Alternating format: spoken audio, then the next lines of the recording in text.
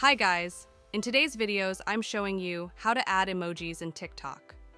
The process is straightforward and effortless. The first thing you have to do is open your TikTok application.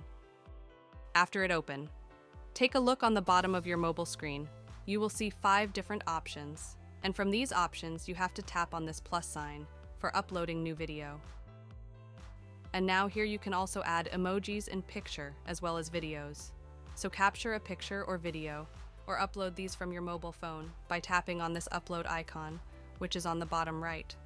But for me, I will capture a picture and will add emojis in picture. So I'm tapping on this capture button.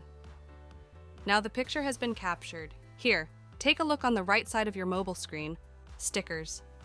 Tap on this option, and here are available stickers on TikTok. And if you take a look on the right, you will see the option emoji. Tap on it. And here are the emojis. From these emojis, select your favorite one. Just for example, I'm selecting this. Now place it wherever you want, and adjust the size by doing this. After adjusting the size, tap on the tick icon. Here you can see my post has been uploaded on TikTok with selected emoji. So it was the basic way by which you can add emojis in TikTok.